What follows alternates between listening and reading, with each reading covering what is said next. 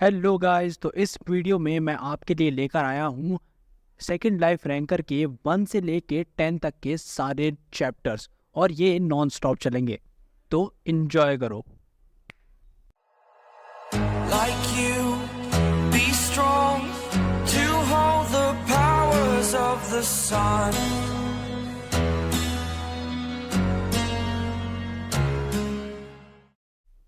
Chapter 1।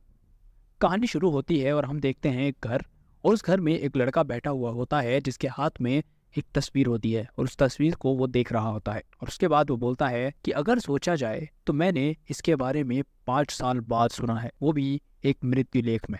और उसके बाद सीन चेंज होता है और हम देखते हैं उस लड़के की मदर की फोटो। और फिर वो लड़का आगे बोलता है, 3 साल पहले मेरी माँ, जो हमेशा से जानती थी अपनी बीमारी के बारे में, पर उन्होंने अपनी पूरी जिंदगी मेरे भाई को ढूंढने में लगा दी जो हमें छोड़कर चला गया था। और आगे बोलता है वो काफी समय से बीमार थी, शायद अब वो एक अच्छी जगह चली गई है। और हम देखते हैं कि सब लोग उस लड़के को कॉन्डोलेंसेस देने आए हुए होते हैं। और थोड़ी देर बाद जब सब चले जाते हैं तब हम देखते हैं कि एक रूम में एक टेबल पर बहुत सारे प्रिंटेड पेपर्स रखे हुए होते हैं और उन पर उसके छोटे भाई की तस्वीर छपी हुई होती है। और वो लड़का गुस्से में एक पेपर को उठाकर क्रश करके वहीं फेंक देता है और उसी के साथ वो अपने छोटे भाई को ढूंढना भी बंद कर देता है और वो वहां से दरवाजा बंद करके जाने लगता है। और उसके बाद सीन चेंज होता है और हम देखते हैं कि वो लड़का मिलिट्री की यूनिफॉर्म में बैठा हुआ है और बोलता है कि मैं अब कोरिया को छोड़कर हमेशा के लिए जा रहा हूँ, क्योंकि मेरा यहाँ कोई भी अपना नहीं बचा है और मैं अफ्रीका जा रहा हूँ और मैं कोरिया अब दोबारा कभी नहीं आऊँगा।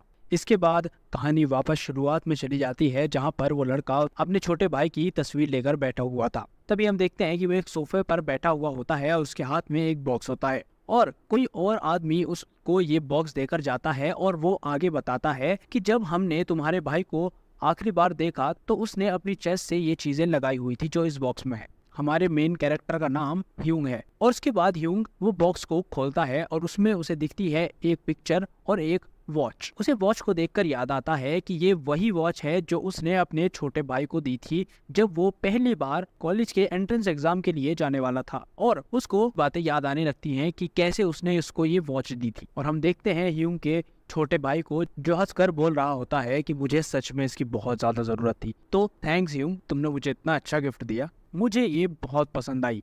और ये एक डिजिटल वॉच से तो काफी बढ़िया है। और उस पर ह्यूंग बोलता है, तो क्या बोलते हो छोटे भाई, मेरी पसंद अच्छी है ना? और आगे छोटा भाई बोलता है, पर ये क्या लिखा हुआ है इस पर? JW तो मेरे नेम में आता ही है, ये तो समझ आ गया मुझे, लेकिन ये CAH क्या लिखा हुआ है ये समझ नहीं आ रहा। बड़ा भाई बोलता है, क्या मतलब, ये तो तुम्हारे लास्ट नेम की स्पेलिंग है ना? छोटा भाई बोलता है कि नहीं नहीं, ये स्पेलिंग गलत है। और बड़े भाई को ये समझ आ जाता है कि ये स्पेलिंग गलत है और जिसने इससे लिखा है उससे स्पेलिंग मिस्टेक हो चुकी है। तभी वो अपने छोटे भाई से बोलता है, अच्छा लाओ मुझे इसे वापस दो, मैं स्पेलिंग को ठीक करा कर लाता हूँ। और तभी छोटा भाई बोलता है कि नहीं नहीं, कोई बात नहीं मेरे भाई, तुमने इतने प्यार से मुझे इतना अच्छा गिफ्ट दिया है तो कोई बात, मैं अपने नेम की स्पेलिंग आज से यही बना लूंगा। ह्यूंग ये सब याद करके स्माइल कर रहा होता है। तभी वो वॉच चलने लगती है और ह्यूंग देखकर बोलता है कि ये तो टूट गई थी ना। और तभी क्लॉक में से आवाज आती है, ये मेरे भाई के लिए है जो इसको एक दिन जरूर सुनेगा। मेरे बड़े भाई, जब तक तुम इसको सुन रहे होंगे तो मैं शायद इस दुनिया में नहीं रहूंगा। जो भी तुम सुन रहे हो वो तुम्हारा वहम नहीं है,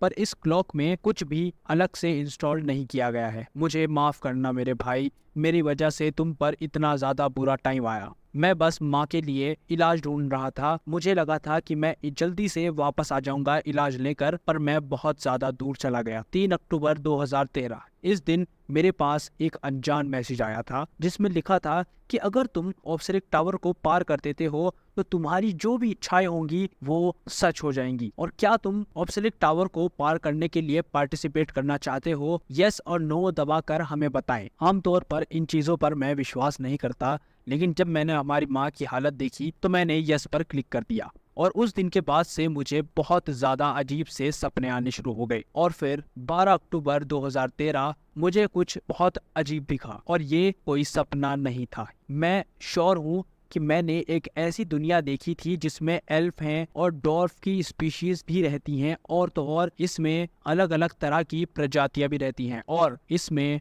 ड्रैगन की आत्मा घूम रही थी। पर मेरा इंटरेस्ट इन सब में बिल्कुल भी नहीं था। मेरा इंटरेस्ट जो था वो सिर्फ और सिर्फ माँ के लिए मेडिसिन लाने में था, जिससे हमारी माँ का इलाज हो सके। और फिर 28 अक्टूबर 2013 को मैंने कुछ समझदार लोगों की एक टीम बनाई और हमने उस टावर को क्लियर करने का डिसाइड करा। और फिर 9 नवंबर 2013 को मैंने घर से जाने का डिसाइड कर लिया और मैंने असली दुनिया से हर तरह के कनेक्शंस खत्म कर दिए थे। 1 दिसंबर 2013 को हमारी टीम का नाम रखा गया, जो कि था आरिटा, और हम सबसे बेहतर थे हर तरह से। 11 नवंबर 2014 हमारा एक हाई रैंकिंग क्लैन से झगड़ा हो गया था और बाद में जिन क्लैन से हमने हाथ मिलाया था वो भी खत्म कर दिए गए। 4 मार्च को मुझे एक से प्यार हो गया और 19 सितंबर 2016 को एक वॉर शुरू हो गया। 6 जून 2017 को एक गद्दार के होने की खबर फैलने लगी और सब ने एक दूसरे पर भरोसा करना बंद कर दिया। और फिर 1 नवंबर को जिस लड़की से मैं प्यार करता था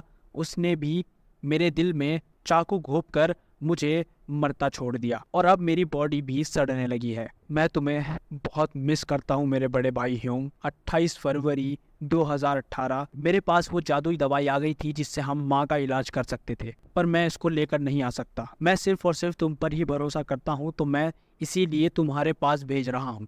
और फिर उसके बाद वो छोटा भाई आगे बोलता है कि मैं उम्मीद करता हूँ मेरे बड़े भाई कि तुम एक दिन इस सब को ज़रूर सुनोगे। और उस वॉच में से आवाज़ आनी बंद हो जाती है और थोड़ी ही देर बाद उस वॉच में से कुछ पावर आने लगती है और वो ह्यूंग की बॉडी में ट्रांसफ़र होना शुरू हो जाती है और इस पावर को माना बोला गया है। और उसको कुछ धुंधली यादें आने लग जाती हैं अपने भाई की मौत दिखने लगती है, अपने भाई के साथी दिखने लगते हैं। फिर उसको दिखता है एक चाकू जिस पर खून लगा हुआ होता है और उसके बाद उसको दिखता है अपना भाई जो कि पूरी तरीके से खून में लथपथ होता है। और तभी लिखा हुआ आता है कि अवेकनिंग कंप्लीट। और उसके बाद एक स्टेटस विंडो आती है जिस पर लिखा हुआ होता है कि ह्यूंग की बॉडी अभी उतनी ज़्यादा पावर को झेलने के लिए नहीं बनी है। अभी उसकी बॉडी पावर के लिए परफेक्ट नहीं हुई है, सिर्फ 5% पावर ही उसकी बॉडी में आई है और उसकी वजह से उसकी बॉडी के कुछ हिस्से एडवांस हो गए हैं। और उसके बाद सामने एक प्लेयर स्टेटस विंडो आती है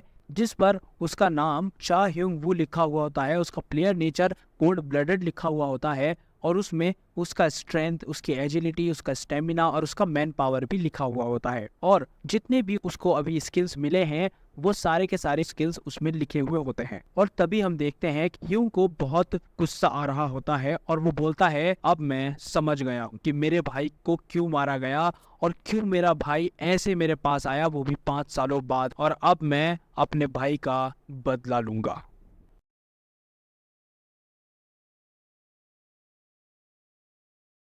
सेकंड चैप्टर। एक सीन दिखाया जाता है जिसमें हम देखते हैं कि ह्यूंग सोफे पर बैठा हुआ है और स्टेटस विंडो देख रहा होता है जिसमें उसका प्लेयर टाइप, स्किल्स और स्टैमिना ये सब लिखा हुआ होता है और सोचता है कि ये तो एक गेम की तरह लग रहा है। और उस वॉच में से जो आवाज़ आई थी उसने कहा था कि मेरी बॉडी अभी भी परफेक्ट नहीं हुई है, इसीलिए मैं अपने स्किल्स को और भी ज़्यादा अच्छे से इस्तेमाल करने के लिए मैं और ज़्यादा कोशिश करूंगा और परफेक्ट करने की कोशिश करूंगा अपनी बॉडी को। और वो अगली स्टेटस विंडो ओपन करता है जिसमें उसके प्लेयर का टाइप लिखा होता है कोल्ड ब्लडेड। ये उसके प्लेयर का टाइप होता है और इसकी मीनिंग पे इसमें आगे लिखा हुआ होता है कि तुम सबसे ज़्यादा पावरफुल होंगे और तुम्हारा माइंड भी बहुत ज़्यादा शार्प होगा और तुम्हारा माइंड कोई भी तुम्हारे अलावा कंट्रोल नहीं कर पाएगा। और दूसरी स्टेटस विंडो पर लिखा होता है उसके स्किल्स के बारे में जिसका नाम होता है ड्रैगन विजुअल प्रावेस। ये पावर एक ड्रैगन की आंख की तरह की होती है और इसकी वजह से तुम दूसरे लोगों के अंदर तुम सच्चाई देख पाओगे, तुम उनके आंखों में देखकर बता सकोगे कि वो सच बोल रहा है या झूठ। और साथ ही दूसरे प्लेयर की तुम एबिलिटीज भी पहचान पाओगे, जान पाओगे कि उसके स्किल्स क्या है। और तभी ह्यूंग याद करते हुए बोलता है कि जो उसका छोटा भाई था उसने बोला तो था कि एक दिन प्राचीन ड्रैगन से वो मिला था और उसने उससे समझौता भी किया था 11वें फ्लोर पर, तो शायद ये वो हो सकता है क्या। और फिर दूसरी स्टेटस विंडो ओपन करता है जिसपे दूसरी स्किल का नाम लिखा होता है जो कि हाइटेंड सेंसेस होता है और आगे लिखा हुआ होता है कि तुम्हारी बॉडी की 5 सेंसेस बढ़ा दी गई हैं, एडवांस कर दी गई हैं एक नॉर्मल पर्सन के कंपैरिजन में, जो कि हैं nose, ears, hands, mouth and eyes. और देखते हुए ह्यूंग फिर से बोलता है कि शायद ये सब सेंसेस इसलिए एडवांस हो गए हैं क्योंकि मेरे पहले से ही ये सेंसेस काफी अच्छे हैं, पर मेरा सबसे ज्यादा इंटरेस्ट इस लास्ट वाली स्किल में है जिसका नाम है क्लेयरवॉयंस। ये एक ऐसी पावर है जिसकी वजह से ह्यूंग अब ऐसी चीजें देख सकता है, महसूस कर सकता है और उनसे लड़ भी सकता है जो एक नॉर्मल इंसान न कभी देख सकता न कभी महसूस कर सकता, और हमेशा उसके आसपास वो चीजें मंडराती रहती। इस पावर को साइकिक पावर्स भी बोला जाता है। और ह्यूंग वहीं पर खड़ा होता है और उसके बाद वो तैयार हो जाता है ऑब्सिलिक टावर जाने के लिए और अपने छोटे भाई की तस्वीर देखते हुए बोलता है, मुझे पता है मेरे छोटे भाई, तुमने मुझसे सिर्फ और सिर्फ ये काम इसलिए करने को मुझसे कहा है ताकि मैं वो जादुई दवाई लेकर आ सकूं, लेकिन मुझे नहीं लगता कि मैं सिर्फ दवाई लेने पर ही रुकूंगा, मैं तुम्हारा बदला जरूर लूंगा। और तभी हम देखते हैं कि ह्यूंग एक मिलिट्री ऑफिसर होता है और वो सब छोड़कर बैग पैक करने लगता है और उसमें कुछ सामान रखता है जैसे कि कपड़े, कुछ खाने पीने का सामान और थोड़े बहुत इक्विपमेंट जैसे कि चाकू वगैरह जो वो अपने मिलिट्री यूनिट में इस्तेमाल करता था, और फर्स्ट एड किट भी रख लेता है। और आगे बताते हुए कहता है कि मैं एक गन भी लेना चाहता था पर वो सब बहुत मुश्किल हो जाता क्योंकि मैं बार बार गोलियां लेने नहीं आ सकता हूँ यहाँ पर। और ह्यूंग अपने घर से चला जाता है और घर को सेल पर लगा देता है और वो भी बोलता है, और वो आगे बोलता है कि मैंने अपनी मिलिट्री यूनिफॉर्म और बैग भी चला दिए हैं, अब मेरी ये जिंदगी बिल्कुल खत्म हो चुकी है और अब मैं नई जिंदगी जीने जा रहा हूँ। और ह्यूंग चलते हुए एक जगह पर पहुंचता है और बोलता है कि फर्स्ट राउंड एक हफ्ते से चल रहा है, मतलब कि हमें पता चलता है कि जो ऑब्सिलिक टावर का जो रजिस्ट्रेशन है वो एक हफ्ते पहले से ही शुरू हो चुका है और उसके राउंड भी स्टार्ट हो चुके हैं। और आगे कंटिन्यू करते हुए ह्यूंग बोलता है कि मैंने पढ़ा था जो प्लेयर्स लेट शुरुआत करते हैं उनको एडवांटेजेस भी मिलते हैं, जैसे कि कुछ जितना फर्स्ट नंबर जो होता है उसके करीब जितना पहुंचेगा, जितनी फास्ट पहुंचेगा उनको उतने ही ज्यादा पॉइंट्स मिलेंगे। और इसके अलावा भी कुछ हिडन पीसेस होते हैं जिसको लेकर एडवांस कर सकता है, उसकी एडवांटेजेस ले सकता है एक न्यू प्लेयर। और जहां वो अभी फिलहाल खड़ा होता है वहां पर वो हिडन चीज आने वाली होती है और वो वहां खड़ा होकर उसका इंतजार कर रहा होता है और सोच रहा होता है कि ये बिल्कुल राइट टाइम है, अब उसे आ जाना चाहिए। और तभी हम देखते हैं कि आसपास का एनवायरनमेंट, आसपास की हवा बदलने लगती है और ब्लैक कलर की हवा चलने लगती है आसपास और वो सारी एक डायरेक्शन में आकर जुड़ जाती है और तभी उस सब को मिलाकर एक ब्लैक कलर का गेट ह्यूंग के सामने बन जाता है। और ये गेट बहुत ही ज्यादा बड़ा होता है और थोड़ी ही देर बाद वो गेट के दरवाजे खुल जाते हैं और उसमें से बहुत तेज चमक आ रही होती है और ह्यूंग अंदर पैर रखते हुए अंदर एंटर करते हुए बोलता है कि आज से मैं शा जंगबू, जो उसके छोटे भाई का नाम था और वो उसी नाम से इस गेम में एंटर कर चुका है। ह्यूंग एंटर करता है उस गेट में और एकदम से एक स्टेटस विंडो निकलकर सामने आती है जिसमें लिखा होता है कि तुम फ्लोर 0 पर पहुंच चुके हो, जहां पे रूल समझाए जाते हैं और बेसिक एंट्रेंस एग्जाम लिया जाता है। और इस ह्यूंग अपने दिमाग में सोचता है और बोलता है कि ये जगह जो नए प्लेयर्स आते हैं उनके लिए एक एंट्रेंस एग्जाम की तरह होता है और अगर आगे बढ़ना है तो ये फ्लोर तुम्हें क्लियर करना जरूरी है। और ये सबसे ज्यादा जरूरी मेरे लिए ये है कि ये वही टावर है जहाँ मेरे छोटे भाई को तकलीफ पहुंची थी, जहां उसे मारा गया था, और मैं जल्दी ही उस फ्लोर पर पहुंच जाऊंगा जहां मेरे भाई को मारा गया था। और ह्यूंग कंटिन्यू करते हुए बोलता है कि मुझे इस फ्लोर पे हाईएस्ट स्कोर लाना होगा, जिसका मतलब है मुझे फर्स्ट आना होगा और मेरे पास एडवांटेजेस भी हैं, मैं उन हिडन पीसेस को भी ढूंढूंगा ताकि मेरे स्कोर में इजाफा हो जाए। और ह्यूंग अपने चेहरे पर एक मास्क लगाता है और आगे बढ़ता है और अचानक एक हवा चलती है और देन एक और पोर्टल खुल जाता है और उसमें से एक आवाज आती है, ओए होए होए होए, मुझे नहीं लगा था कि इस वक्त कोई आ सकता है, चलो देख लेते हैं कौन आया है। और तभी उस पोर्टल में से एक क्रिएचर निकल कर आता है और उसको देखकर ह्यूंग अपने चाकू निकाल लेता है और उसकी तरफ पॉइंट करने लगता है और वो क्रिएचर उस पर बोलता है कि नहीं नहीं, अब ये करके मेरा दिल तो ना तोड़ो तुम, कम से कम ये चाकू के बिना भी तो हम बात कर सकते हैं ना। और बोलते हुए कंटिन्यू करता है कि मैं यहाँ का फ्लोर मैनेजर हूँ और मेरा नाम है इबुल कैरा, मुझे तुमसे मिलकर बहुत अच्छा लगा। और वो ह्यूंग उसकी बात सुनकर शांत होता है और वो अपने चाकू नीचे कर लेता है। और ये सब देखकर फ्लोर मैनेजर समझ जाता है कि इसको हमारे बारे में पहले से ही कुछ न कुछ तो जानकारी है, इसलिए इसने इतनी आसानी से मुझ पर भरोसा कर लिया। और इसी के बाद फ्लोर मैनेजर बोलता है कि लगता है तुम शायद हमारे बारे में जानते हो,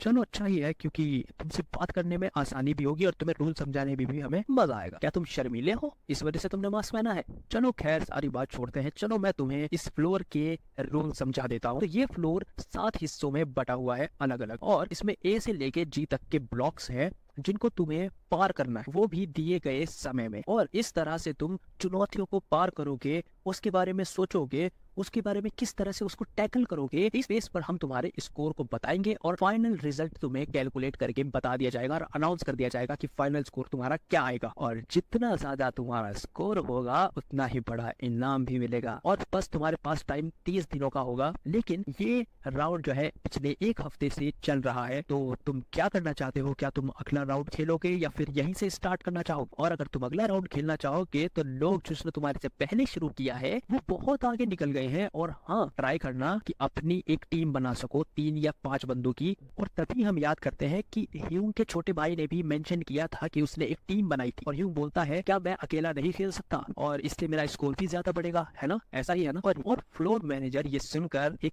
इविल स्माइल देता है और बोलता है क्यों नहीं, अगर अकेले सब करना चाहते हो, तुम्हारा काम अच्छा लगता है अगर टावर को, तो तुम्हारे स्कोर भी बढ़ेगा। तुम्हारा स्कोर इंडिविजुअली कैलकुलेट किया जाएगा। फिर वो फ्लोर मैनेजर अपने माइंड में सोचता है कि आमतौर पर ऐसे लोगों का 2 तरह का अंजाम होता है, या तो ऐसे लोग अपने ऊपर भरोसा करके आगे बढ़ जाते हैं या नहीं तो सीधा मारे जाते हैं अपने आप को बड़ा दिखाने के चक्कर में। और ह्यूंग को बोलता है कि अगर ये चाहते हो तो ठीक है, मैं अभी ट्रायल शुरू कर सकता हूँ तुम्हारे। और स्टेटस विंडो आती है जिस पर टाइम लिखा होता है और उसका टाइम वहीं शुरू हो जाता है। और हम देखते हैं कि सामने जमीन पर एक व्हाइट लाइन बनी होती है और उस पर जैसे ही ह्यूंग पैर रखता है और आगे बढ़ता है और जैसे ही उस व्हाइट लाइन को ह्यूंग पार करता है उसका राउंड शुरू हो जाता है। और तभी एक स्टेटस विंडो आती है जिस पर लिखा होता है तुम ब्लॉक ए में एंटर कर चुके हो और जहां तुम्हें सारे के सारे जो ट्रैप होंगे वो सब खत्म करने होंगे। और जैसे ही ह्यूंग एक और कदम आगे बढ़ाता है तभी सामने से एक तीर निकल कर आता है जो उसको हाथ को छूते हुए निकल जाता है और उसको बहुत तेज ब्लड आना शुरू हो जाता है उस जगह पर जहाँ तीर लगा होता है। और वो जैसे ही उससे बचकर निकलने ही वाला होता है, वो डाइव मारकर जैसे आगे बढ़ता है तो सामने से 4-5 एरो एक साथ आ रहे होते हैं और इस बार वो अपने बैग को अपनी शील्ड बनाकर उससे बचने की कोशिश करता है और वो बच भी जाता है। लेकिन वो तभी देखता है कि ये तीर कोई आम तीर नहीं है बल्कि ये लोहे के तीर बने हैं। इसका मतलब वो समझ जाता है कि अगर उसकी जरा सी भी लापरवाही हुई उससे तो वो अपनी जान भी गंवा सकता है। और वो एक दीवार से लगकर खड़ा हो जाता है और सोचता है कि मैं इसको इतना ज़्यादा खतरनाक नहीं समझ रहा था। मुझे पता तो था कि ये बहुत खतरनाक हो सकता है पर इतना ज़्यादा मैंने कभी नहीं सोचा था। और तभी ह्यूंग खड़ा ही होता है और तभी एक जबरदस्त तीर आके उसके पैर में गड़ जाता है और जैसे ही वो अपने पैर की तरफ देखता है दर्द में, तभी एक और तीर उसके हाथ में आकर लग जाता है और वो दर्द में बहुत जोर से चिल्लाता है। चैप्टर 3। एक सीन दिखाया जाता है जिसमें ह्यूंग घायल है और दीवार से लगकर चल रहा है और तभी एक स्टेटस विंडो पर लिखा आता है कि पिछले हमले से तुम शॉक हो गए हो, तुम सहम गए हो, तुम्हारी पूरी बॉडी अब बहुत ज्यादा दर्द में है, पर तुम्हारा प्लेयर नेचर जो कि है कोल्ड ब्लडेड वो तुम्हें नॉर्मल रखेगा, वो तुम्हें ज्यादा पेन महसूस नहीं होने देगा। और अगली स्टेटस विंडो में लिखा होता है अब तुम्हारी बॉडी इस पेन को झेलना सीख चुकी है, अब तुम्हारी बॉडी इस पेन के लिए तैयार हो गई है। और तभी ह्यूंग सोचता है मुझे पता तो था कि ये गेम खतरनाक होने वाला है लेकिन ये इतना ज्यादा खतरनाक होगा मैंने कभी नहीं सोचा था। और अगर मैं शुरुआत में ही ऐसा हो जाऊंगा तो मैं तो आगे चलकर पागल हो जाऊंगा, इसलिए मुझे अभी से ही सब कुछ सही से कर चलना होगा। और ह्यूंग के जो हाथ में तीर लगा हुआ होता है उसे दूसरे हाथ से पकड़कर उसको बहुत जोर से बाहर की तरफ से खींचता है और दर्द में बहुत जोर से चिल्लाता है। और उसके बाद वो बैग में से लाइटर और रुई निकालता है और उस रुई को गर्म करते हुए दिखाते हैं और उसके हम देख सकते हैं कि उसके हाथ कपकपा रहे हैं दर्द में और वो उस रुई को गर्म करता है और जहां जहां उसके घाव होते हैं वहां वहां वो रुई लगाता है और अपने घाव को जला लेता है। और तभी एक स्टेटस विंडो आती है और उस पर लिखा होता है तुमने अपने जख्मों को जलाकर जलने को सहन करना भी सीख लिया है।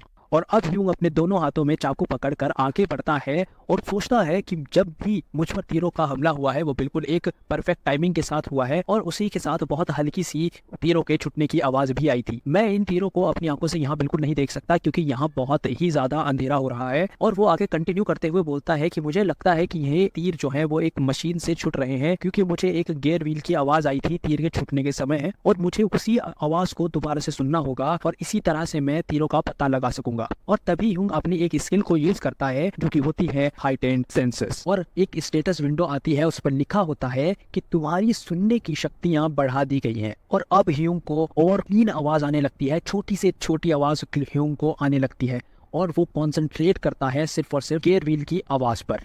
और अचानक एक गियर व्हील के चलने की आवाज आती है और ह्यूंग ऊपर छत की तरफ देखा है और बोलता है मिल गया और जोर से अपना चाकू बहता है उस गियर व्हील पर और उसका निशाना इतना परफेक्ट होता है कि वो मशीन में जाकर लगता है। वो मशीन छत से गिर जाती है और नीचे गिरकर नष्ट हो जाती है। ह्यूंग स्माइल करता है और सोचता है कि अब मैं इसको ढूंढ सकता हूँ। और अब हम ह्यूंग को देखते हैं कि उस पर अलग अलग डायरेक्शन से तीरों का हमला हो रहा होता है और वो अपने चाकू की मदद से बचकर तेजी से आगे बढ़ रहा होता है और बोलता है कि मैं किस तरह से इस तीरों को हैंडल करूंगा, उससे शायद मेरे स्टैट्स भी बढ़ेंगे। स्टैट्स का यहाँ पर मतलब है स्ट्रेंथ, एजिलिटी, स्टेमिना और मैन पावर। और उसके आगे ह्यूंग आगे बढ़ते बढ़ते समझने लगता है कि इन तीरों में कुछ कलर्स भी हैं और सबका अलग अलग मतलब है। जैसे कि मुझे नीले तीर से बचना होगा और इससे मेरी एजिलिटी बढ़ेगी। एजिलिटी का मतलब यहाँ पर फुर्ती होता है। और ह्यूंग आगे बोलता है कि लाल तीर का मुझे सामना करना होगा और इससे मेरी स्ट्रेंथ भी बढ़ेगी। और अपना हाथ बाहर निकाल कर बोलता है कि पीले तीर को मुझे अपनी बॉडी पे लगने देना होगा और तभी उसके हाथ में बहुत जोर से पीले कलर का तीर लग जाता है। और वो आगे बोलता है कि इसको लगने देने से मेरा स्टेमिना बढ़ेगा और जितना अच्छे तरीके से मैं इन चीजों को करूंगा उतना अच्छा मेरा कोर बनेगा। और तभी उसकी प्लेयर इन्फॉर्मेशन की स्टेटस विंडो हम देखते हैं और उसमें प्लेयर स्ट्रेंथ 10 से बढ़कर 19 हो गई है और एजिलिटी 15 से बढ़कर 19 हो गई है और स्टेमिना बढ़कर 12 से 14 हो गया है। और आगे हमें इसमें छोटा सा एक नोट दिया जाता है कि चा ह्यूंग वू का जो नेम है उसमें स्पेलिंग मिस्टेक है, उसका नाम गलत है और इसका सही नाम जो है आप देख सकते हैं कि अगली स्टेटस विंडो में जो दिखाया गया है चा यन वू, ये इसका सही नेम बताया है राइटर्स ने, उनसे स्पेलिंग मिस्टेक हो गई है तो उन्होंने यहाँ पे एक छोटा सा करेक्शन दिया है। और अभी स्टोरी पर आते हैं और तभी हम देखते हैं कि ह्यूंग की बॉडी से खून निकल रहा होता है, उसके सारे कपड़े खून में भीग जाते हैं। यन वू बोलता है कि मेरी स्ट्रेंथ, स्टेमिना और एजिलिटी तो बढ़ रही है पर मुझे ये समझ नहीं आ रहा है कि मैं अपनी मैन पावर कैसे बढ़ाऊं। और फिर हम एक जगह देखते हैं जहाँ फ्लोर मैनेजर सबको स्क्रीन्स पर देख रहा होता है, पर फ्लोर मैनेजर स्पेशली यन वू को देख रहा होता है और बोलता है कि मैं जितना ज्यादा इसको देख रहा हूँ मुझे बहुत ज्यादा इंटरेस्टिंग लग रहा है और मुझे तो ऐसा लग रहा है कि ऐसा प्लेयर पहली बार आया है और मेरा ध्यान ब्लॉक ई में खेल रहे प्लेयर से ज्यादा ब्लॉक ई वाले प्लेयर में ज्यादा जा रहा है। इस बंदे में कुछ तो बात है, पर अगर इसने पड़ाव पार कर भी लिया तो आगे चलकर इसके सामने बहुत ही ज्यादा मुश्किल चुनौतियां आएंगी, पर अगर इसने यही समझदारी के साथ चला तो शायद उसको भी पार कर ले। और उसके बाद फ्लोर मैनेजर स्माइल करते हुए बोलता है कि पर इन सब को देखकर मुझे बहुत मजा आ रहा है। और इसके बाद एक स्टेटस विंडो दिखाई जाती है और उसमें लिखा होता है कि तुम अंतिम पड़ाव पर पहुंच गए हो और हमें पता चलता है कि यन वू अब सारे ट्रैप्स को नष्ट कर चुका है और वही इस ब्लॉक का मिशन था। प्लेयर इन्फॉर्मेशन की स्टेटस विंडो फिर आती है जिसमें हम देखते हैं कि यन वू की स्ट्रेंथ, एजिलिटी, स्टेमिना ये सब और भी बढ़ गए हैं जो हमने लास्ट टाइम देखे थे और मैन पावर अभी भी 21 पर ही है, वो नहीं बढ़ी है और स्किल्स में भी हाइट एंड सेंटेंस बढ़ गई है। और यन वू के सामने एक गेट होता है और वो अपने स्टेट्स को देख रहा होता है और वो अब अपनी बॉडी और ज्यादा पावरफुल महसूस कर रहा है और वो आगे बढ़ता है और गेट ओपन करता है और रूम में एंटर करता है। और तभी सामने से यनवू की तरफ एक तरह की पावर आ रही होती है और एक स्टेटस विंडो आती है जिसमें लिखा होता है कि अब तुम्हारे घाव बढ़ने शुरू हो रहे हैं। और वो पावर यनवू के चारों ओर आ जाती है और सारे घाव भरने लगते हैं और यनवू आगे बढ़ता है और सोचता है कि शायद यहाँ प्लेयर्स रेस्ट करते हैं और आगे बढ़ते हुए उसको थोड़ा सा चक्कर आने लगते हैं और उसकी आंखें बंद होने लगती हैं और वो जमीन पर गिर जाता है। और थोड़ी देर बाद यनवू अपनी आंखें खोलता है धीरे धीरे और बोलता है कि क्या मैं सो गया था, और सामने एक अनजान आदमी को खड़ा पाता है। लेकिन यनवू बहुत ज्यादा नींद में होता है, इस वजह से वो क्लियरली नहीं देख पाता कि कौन उसके सामने खड़ा हुआ होता है। और तभी वो धीरे धीरे उस सामने जो आदमी खड़ा होता है वो यनवू के करीब आकर बोलता है, और तभी यनवू की सारी नींद एक सेकंड में छूम मंतर हो जाती है और घबराकर पीछे होता है और देखता है कि ये बंदा आखिर है कौन और मुझे इसका पता कैसे नहीं चला, मेरी हाइटेड सेंटर्स तो ओपन ही है, अभी भी ओपन है। और थोड़ी देर सोचकर बोलता है कि क्या तुम एक मिस्ट्री मर्चेंट हो। मिस्ट्री मर्चेंट वो होते हैं जो गेम के बीच बीच में अनोखे सामान लेकर आते हैं बेचने के लिए प्लेयर्स को, जिनका फायदा मिलता है प्लेयर्स को आगे चलकर। और वो मिस्ट्री मर्चेंट यनवू की बात पर रिप्लाई करते हुए बोलता है कि लगता है तुमने मुझे पहचान ही लिया, तो मैं अपने बारे में तुम्हें थोड़ा और बता देता हूँ कि मैं यहाँ का एक मिस्ट्री मर्चेंट हूँ और मेरा नाम है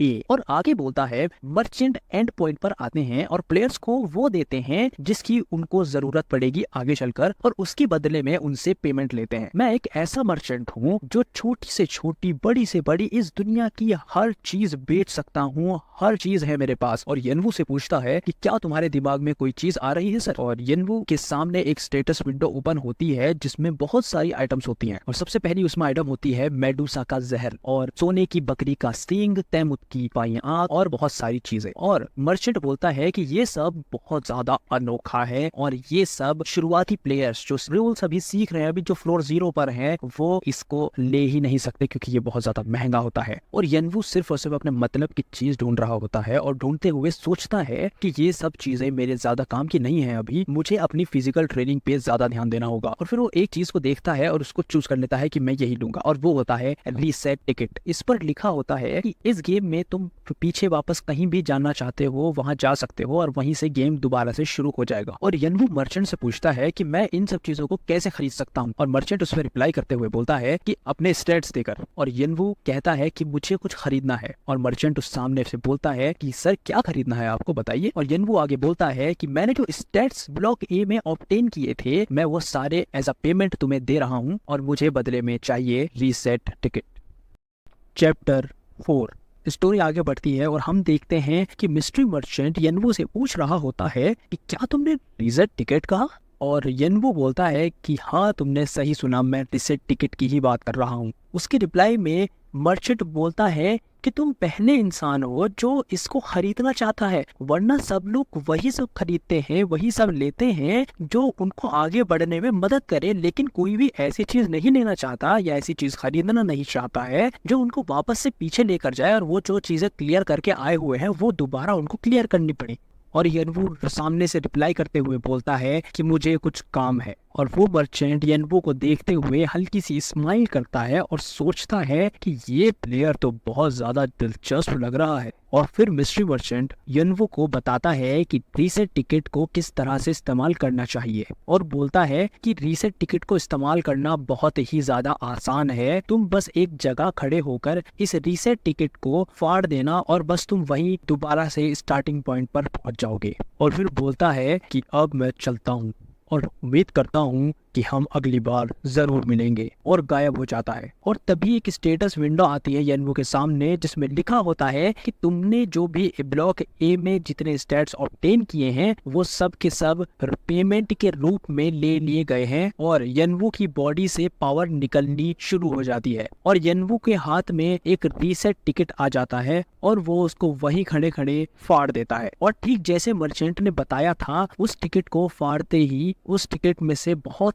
तेज रोशनी निकलनी शुरू हो जाती है और यनवू वापस से स्टार्टिंग पॉइंट में आ जाता है। और एक स्टेटस विंडो आती है और उसमें लिखा होता है कि तुम फ्लोर 0 पर पहुंच चुके हो, यहाँ से तुम अपना गेम स्टार्ट कर सकोगे।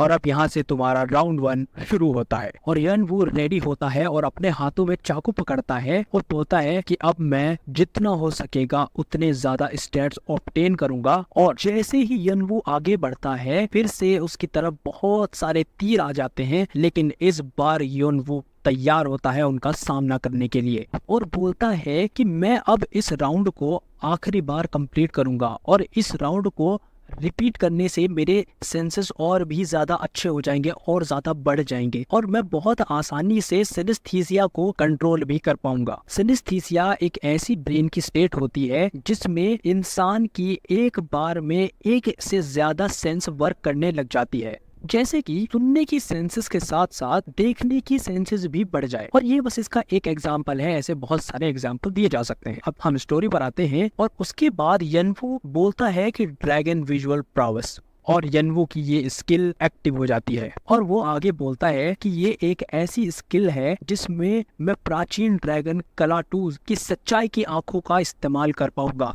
और आगे बोलता है कि मैंने अब जब पहली बार इन आंखों का इस्तेमाल किया है तो मैं बहुत ज्यादा शॉक हो गया हूँ, क्योंकि मुझे बिल्कुल ही अलग तरह की दुनिया दिखाई दे रही है। इसकी वजह से मुझे अब कलर्स बिल्कुल भी नहीं नजर आ रहे हैं, मैं सिर्फ और सिर्फ व्हाइट बैकग्राउंड और ब्लैक लाइंस देख पा रहा हूँ, ऐसी लाइंस जो किसी भी चीज की आउटलाइन या फिर शेप दिखा सकती है। और उसके बाद हम देखते हैं कि एक स्टेटस विंडो आती है जिस पर लिखा होता है कि तुम अंतिम पड़ाव पर पहुंच चुके हो, और हमें पता चलता है कि यनवू सभी ट्रैप्स को खत्म कर चुका है। और हमें ये भी पता चलता है कि यनवू ने इस बार इस राउंड को 4 घंटे में खत्म कर दिया है, और पहले इसी राउंड को खत्म करने के लिए यनवू को 34 घंटे लग गए थे। और इस बार यनवू के स्टैट्स पहले से और ज्यादा बेहतर भी हैं।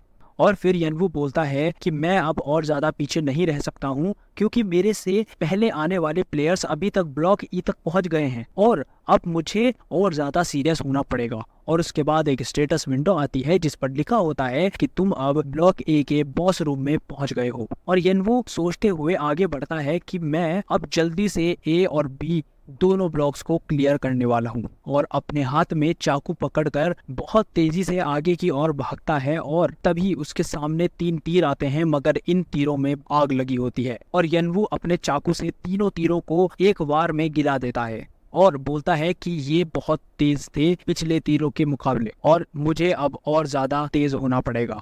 और यनवू उन तीरों का सामना कर ही रहा होता है कि तभी उसके पैरों के नीचे से जमीन हटने लगती है और तभी यनवू वहां से बहुत तेजी से जंप करता है और वहां से जमीन हट जाती है और वहां अब भाले लगे होते हैं। और यनवू देखकर समझ जाता है कि नीचे गिरते ही मौत तो पक्की है और वो अपनी बॉडी को मूव करता है हवा में ही, और जहां से जमीन हटी हुई होती है उसके किनारे पर लड़खड़ाते हुए पैर रखता है और अपने आप को संभाल कर भालों पर से गिरने से बच जाता है। और फिर आगे बढ़ने के लिए जैसे ही सामने की तरफ देखता है तो वहां बहुत सारी आग लगी हुई होती है और यनवू बहुत तेजी से अपने चाकू को आग में घुमाता है और उस हवा की वजह से थोड़े बहुत समय के लिए आग हट जाती है और यनवू उसी गैप में से बहुत तेजी से निकलता है। और ये जैसे जैसे यनवू चीजों को हैंडल कर रहा होता है उसी के साथ साथ उसके स्किल्स और उसके स्टैट्स भी बढ़ रहे होते हैं और यनवू आगे बढ़ता है और तभी एक जोरदार मुक्का यनवू के पेट में आकर लगता है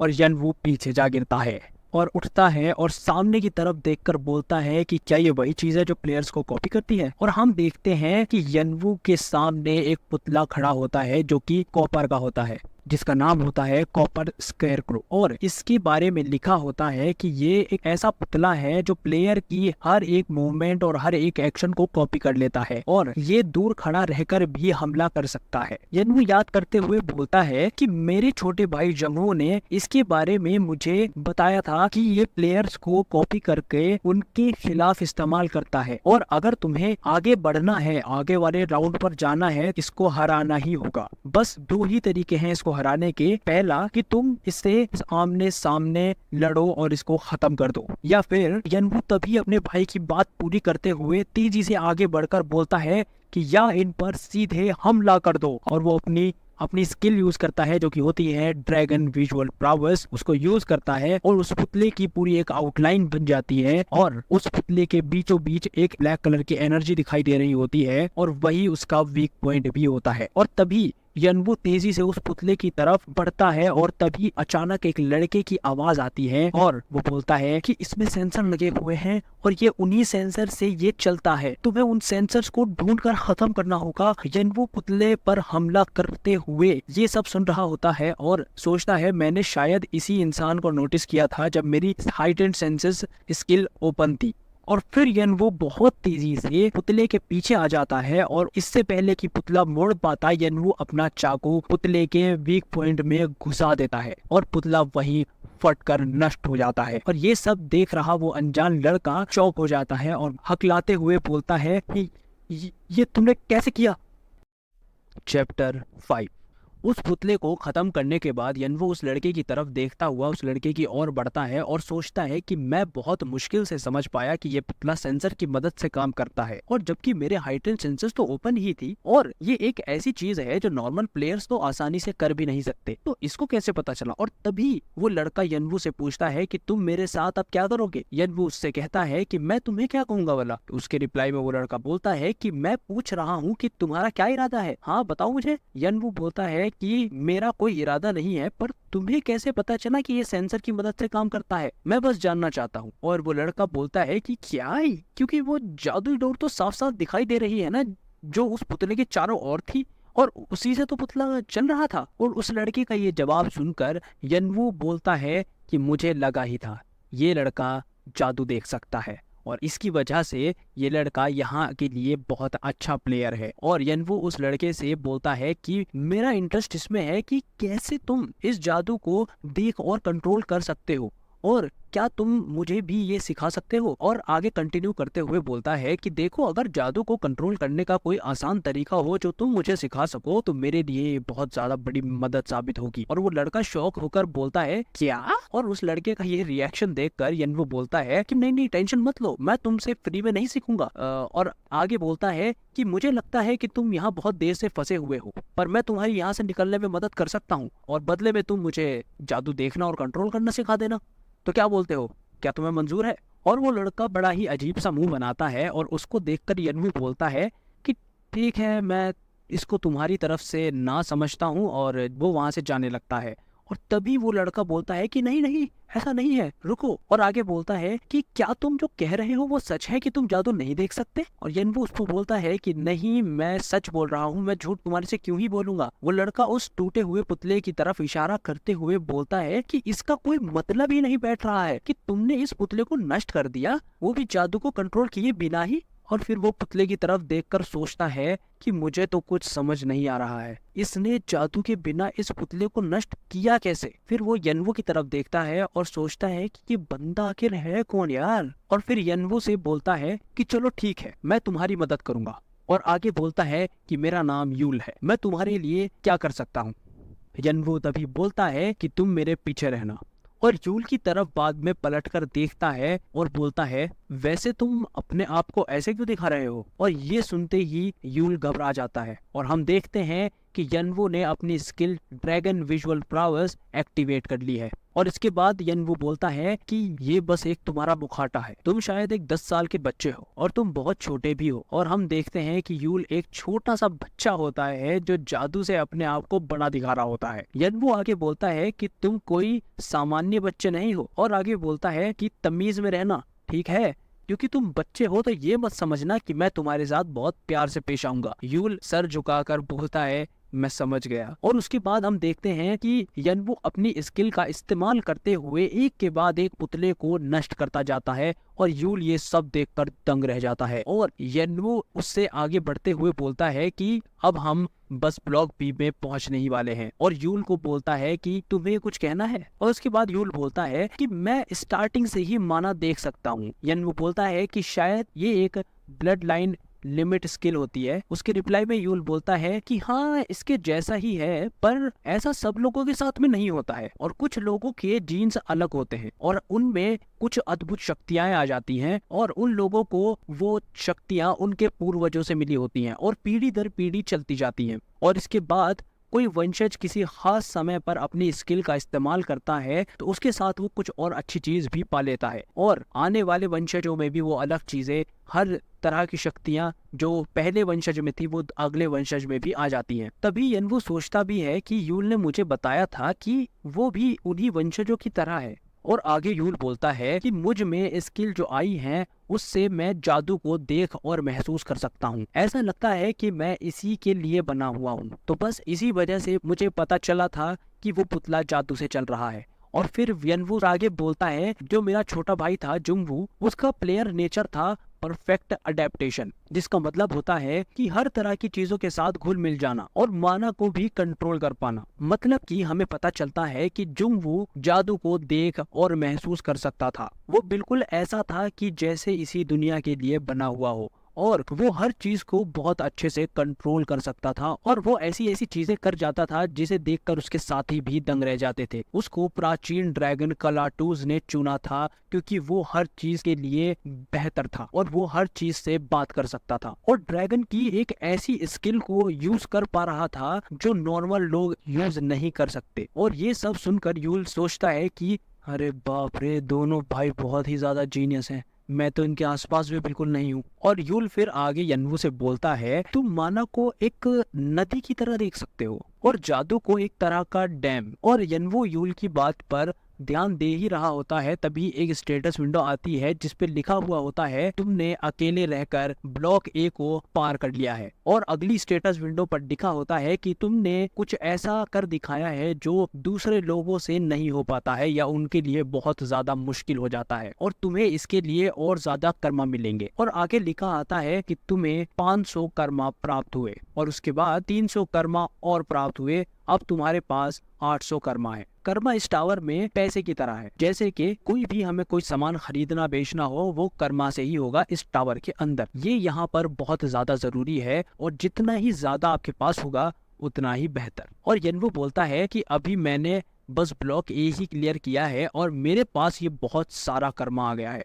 और अगर ये बात दूसरे प्लेयर को पता चली तो वो तो दंग रह जाएंगे ये सुनकर। और आगे बढ़ते हुए बोलता है पर मेरे लिए ये काफी नहीं है, मुझे जितना हो सके उतना और चाहिए। और एक गेट ओपन करता है और स्टेटस विंडो में लिखा आता है कि तुम ब्लॉक बी में पहुंच गए हो। और यनवो और हम देखते हैं कि बहुत सारे प्लेयर होते हैं और ये सब ब्लॉक ए को क्लियर करके आ चुके हैं और वो सब यहाँ रेस्ट कर रहे होते हैं और ब्लॉक बी में जाने की तैयारी कर रहे होते हैं। और बहुत से लोग यहाँ घायल भी होते हैं, एक प्लेयर का तो पैर भी कटा हुआ होता है। कुछ यनवो को देखकर उसके बारे में बात कर रहे होते हैं कि क्या इसने अकेले ही ब्लॉक ए को क्लियर कर दिया, ये बंदा तो कमाल है यार। और तभी यनवो पलटकर यूल से पूछता है कि अब क्या यही खड़े रहने का इरादा है तुम्हारा, अंदर नहीं आना तुम्हें? और यूल सांस भर के बोलता है आखिरकार, और वो अंदर आ जाता है और बोलता है कि मैं यहाँ पहुंच ही गया। और तभी उसी दरवाजे के बराबर में कुछ लोग खड़े होते हैं और यूल को देखकर टेंशन में आ जाते हैं और उनको देखकर यूल को बहुत तेज गुस्सा आ रहा होता है। और यनवो यूल से पूछता है कि क्या ये तुम्हारे साथी हैं? और उस पर यूल बोलता है कि साथी थे और अब मेरा इन लोगों से कोई लेना देना नहीं है। और उसके बाद यनवो और यूल आगे बढ़ जाते हैं और अपनी बात कंटिन्यू करते हुए यूल बोलता है कि हाँ, मैं तुम्हें माना के बारे में बता रहा था, है ना? यनवो सोचता है कि यूल को जादू के बारे में काफी कुछ पता है पर मुझे बहुत कम समझ में आया है माना और जादू के बारे में। और यनवो यूल से बोलता है कि मुझे थोड़ा बहुत समझ तो आया है पर इसको कंट्रोल करने का कोई आसान तरीका है? यूल बोलता है कि मैं शायद ये नहीं बता पाऊंगा और सच कहूँ तो मैं शुरुआत से ही जादू को कंट्रोल कर सकता हूँ, तो मेरे लिए तुम्हें समझाना ये बहुत ज्यादा मुश्किल होगा। फिर यनवो बोलता है कि अच्छा ऐसा है तो चलो कोई बात नहीं, इससे तो मुझे कोई मदद नहीं मिलने वाली। और आगे बोलता है कि मुझे लगता है कि तुम ये राउंड पूरा होने पर बाहर चले जाओगे, जिस पर यूल हिचकिचाते हुए बोलता है कि हाँ चला जाऊंगा मैं यहाँ से और क्या। और फिर यनवो बोलता है कि ठीक है अब हमारे रास्ते यहाँ से अलग होते हैं और वहां से उठता है और जाने लगता है। और तभी यनवो को एक हल्की सी पीछे से आवाज आती है, यूल सुनो जरा।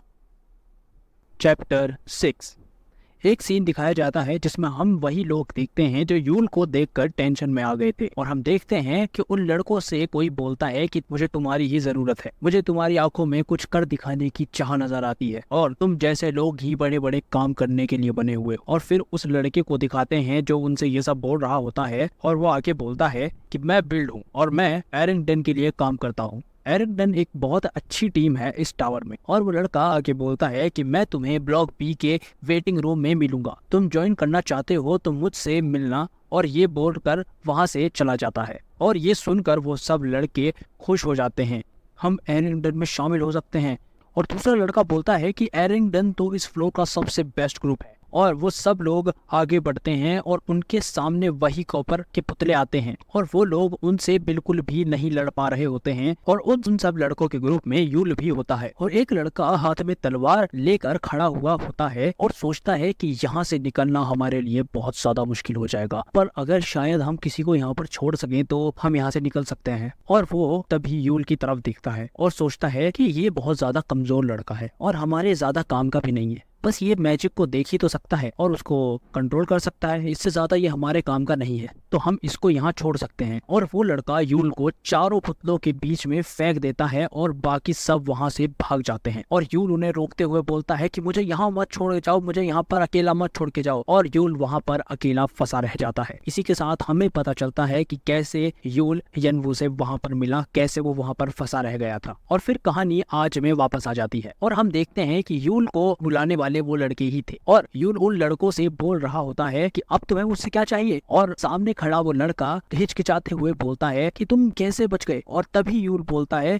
कि तुम्हारा इससे कोई लेना देना नहीं है, समझे तुम। और आगे बोलता है कि मुझे नहीं पता तुम क्या कहना चाहते हो, पर यहाँ से चले जाओ तुम, बस तुम्हें मुझे यहाँ देखकर बस टेंशन हो रही है कि मैं जिंदा कैसे बच गया। और वो सब लड़के उसे बोलते हैं कि ठीक है तुम्हें जो करना है करो, लेकिन बस एक काम करना, अब से हम ऐसे रहेंगे जैसे हम कभी जिंदगी में कभी मिले ही नहीं, हम एक दूसरे को जैसे जानते ही नहीं है। और तभी उसमें से उस ग्रुप में से एक लड़का अपना सर झुकाकर यूल से माफी मांगता है और फिर सारे लड़के अपना सर झुकाकर माफी मांगने लगते हैं और बोलते हैं बस जो भी हमारे बीच हुआ वो तुम किसी को मत बताना, ये हमारे बीच की बात हमारे बीच में ही रहनी चाहिए। और यूल इन सबको देखकर बोलता है कि चले जाओ यहाँ से, मुझे तुम लोगों की शक्लें तक नहीं देखनी है, निकल जाओ। और यूल वहां से जाने लगता है। जो लड़का सबसे पहले झुकता है माफी मांगने के लिए वो सोच रहा होता है कि नहीं, ये तो बहुत ज्यादा गलत हो जाएगा। मैंने बिल्ड को बोल दिया था कि यूल ने हमें आगे बढ़ने के लिए अपने आप को कुर्बान कर दिया है। और आगे सोचता है कि अगर यूल ने अपना मुंह खोला तो बहुत ज्यादा दिक्कत हो जाएगी और ये बात बिल्ड को पता चल गई तो मैं एरिंगडन में कभी नहीं आ पाऊंगा और मुझे एरिंगडन में जरूर जाना है। और फिर वो लड़का मन ही मन यूल को मारने का सोच लेता है और आसपास देखता है और बोलता है कि यही एक सही जगह है मारने की, यहाँ ज्यादा कोई भीड़ नहीं है, ज्यादा हमें अलग से कोई देख नहीं रहा है और मैं इसको मार सकता हूँ। और हम बता देंगे कि ये पहले से ही बहुत ज्यादा घायल था इसलिए मर गया। और वो लड़का अपनी तलवार निकालने वाला ही होता है और पीछे से तभी उसको कोई कान में बोलता है कि एरिंगडन एक ऐसा ग्रुप है जो सीधे ब्लू फ्लावर आइलैंड से कनेक्टेड है और वो वहीं से नए लोगों को चुनते हैं। लेकिन जो ब्लू फ्लावर आइलैंड के लोग हैं वो छोटी छोटी चीजों पर बहुत ज्यादा ध्यान देते हैं और जो लोग गलत करते हैं अपने पास्ट में उनको वो बिल्कुल भी पसंद नहीं करते हैं।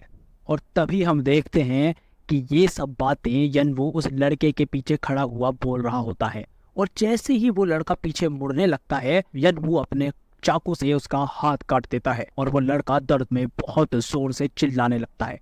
और उस लड़के की चीख सुनकर यूल पलट कर देखता है और वो लड़का और जोर से चिल्ला रहा होता है, मेरा हाथ, मेरा हाथ। और यनवो वहां खड़ा हुआ सोच रहा होता है कि अगर मैं जैसे चाह रहा था वैसे सब कुछ हो जाता और तो मैं यहाँ से बहुत आराम से ब्लॉक बी में चला जाता। लेकिन जैसे ही मुझे पता चला कि यूल के साथियों ने उसको धोखा दिया था तो मेरे से बर्दाश्त नहीं हुआ और मुझे वापस आना पड़ा। और फिर आंख बंद करके सोचता है कि या शायद नहीं, मैंने यूल के अंदर किसी और की झलक देखी और वह झलक शायद मेरे छोटे भाई की थी, क्योंकि उसको भी उसके साथियों से धोखा मिला था और उन्होंने उसकी पीठ में तलवारें घुसा दी थी। और यनवो को देखकर दो लड़के बात कर रहे होते हैं कि ये यहाँ कब आया, हमें तो पता ही नहीं चला। और तभी यनवो बोलता है कि अगर तुम पीछे से किसी को मारने जा रहे हो तो तुम्हें अपने पीछे भी देखना चाहिए कि तुम्हारा कोई हाथ आकर काट ना दे। और जिस लड़के का हाथ कटा हुआ होता है वो गुस्से में बोलता है कि कमीने, तेरी हिम्मत कैसे हुई मेरा हाथ काटने की। और ये बोलते हुए वो लड़का अपने एक हाथ में तलवार पकड़कर यनवो पर वार करते हुए बोलता है कि मैं तुझे मार डालूंगा। और यनवो बोलता है कि ठीक है, जितनी चाहे उतनी कोशिश कर लो, और उसका हाथ पकड़कर मोड़ देता है।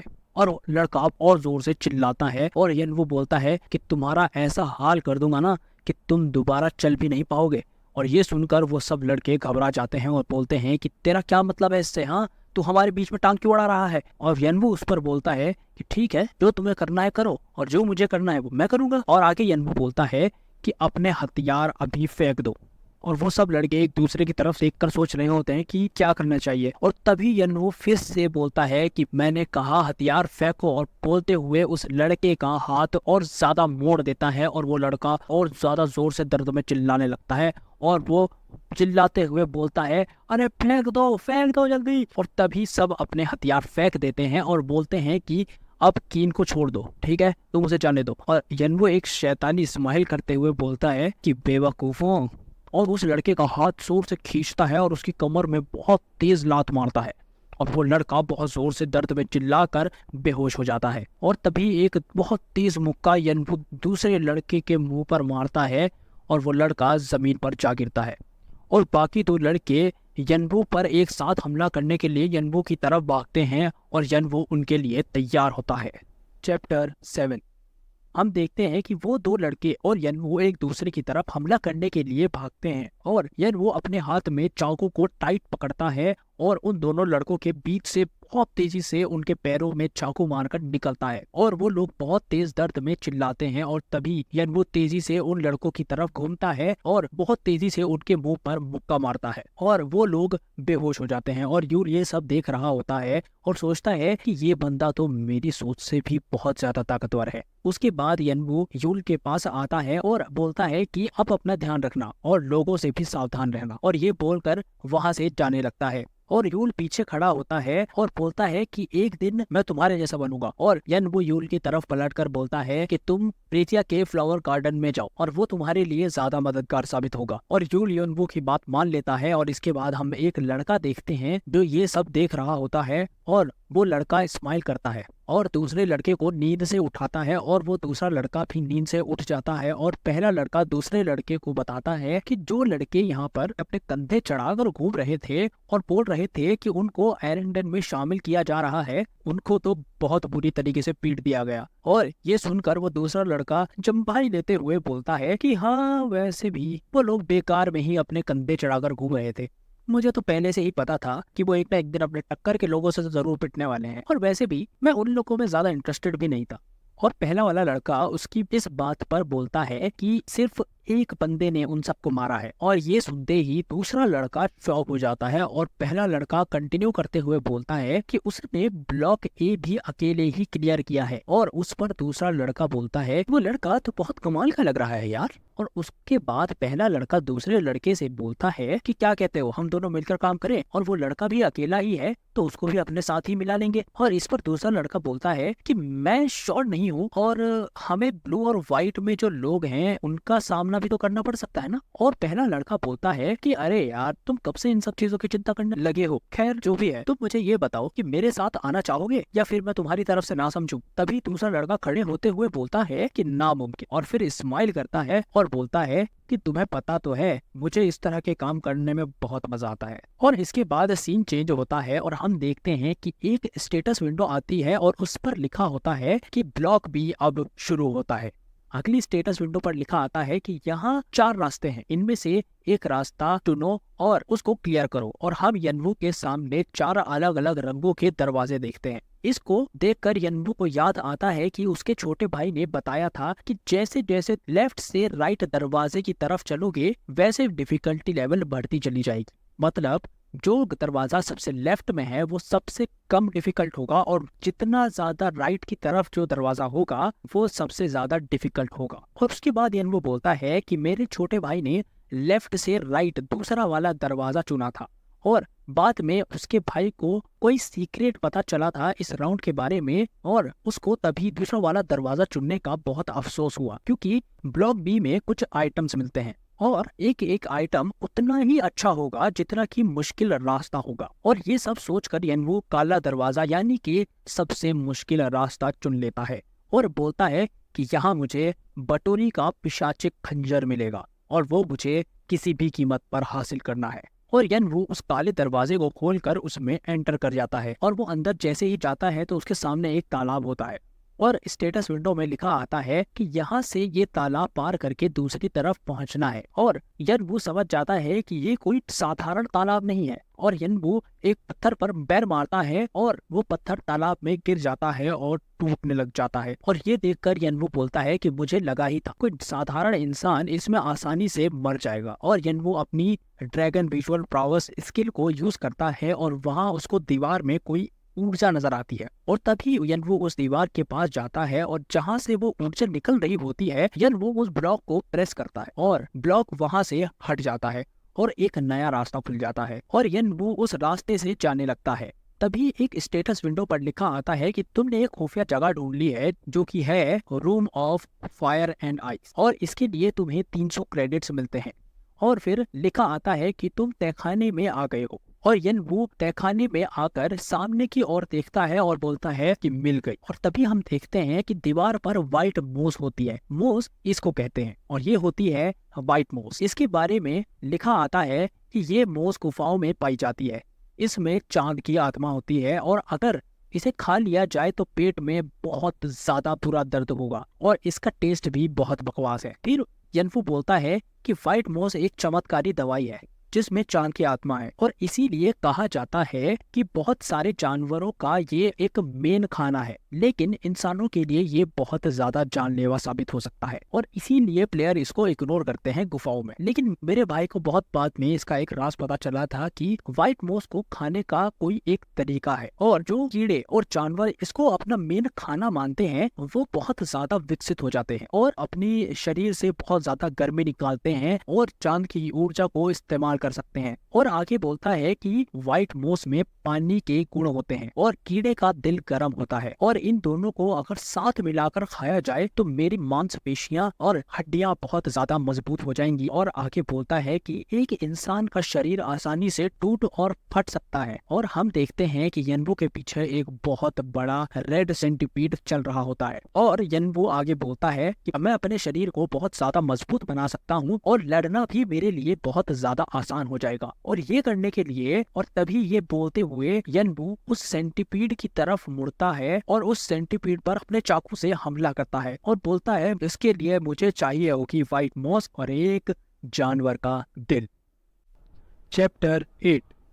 हम देखते हैं कि यनवो के सामने एक बहुत बड़ा रेड सेंटीपीड आ चुका है, जिसके बारे में लिखा हुआ आता है कि ये सेंटीपीड ऐसा है जिसका मेन खाना व्हाइट मोस है और समुद्री गुफाओं में रहने की वजह से इसकी आंखें भी कमजोर हो गई हैं, लेकिन इसकी दूसरी सेंसेस बहुत ज्यादा डेवलप हो चुकी हैं और ये कभी कभी मांस खाना भी पसंद करता है। और इसके बाद एक स्टेटस विंडो आती है जिस पर लिखा होता है कि एक फायर टाइप मॉन्स्टर आ चुका है। और इसी के साथ हमें पता चलता है कि इस टावर में मॉन्स्टर्स के टाइप है और ये फायर टाइप मॉन्स्टर है। और आगे दूसरी स्टेटस विंडो ले आती है जिस पर लिखा होता है कि ये एक फ्रॉस्ट एंड फायर रूम है। यहाँ पर जितने भी ज्यादातर तुम्हें मॉन्स्टर मिलेंगे वो सारे के सारे व्हाइट मोस को अपना एक मेन खाना मानते हैं और उसको ही खाते हैं। अगर इनमें से कोई भी मॉन्स्टर इस गुफा से बाहर निकल जाता है तो चीजें बहुत ज्यादा खराब हो जाएंगी और ये हर चीज तबाह कर देंगे। तो तुम्हारा काम है तुमसे जितना हो सके उतने ज्यादा मॉन्स्टर्स तुम्हें यहाँ पर मारने होंगे और जितने ज्यादा तुम मॉन्स्टर मारोगे उतना ही अच्छा इनाम मिलेगा।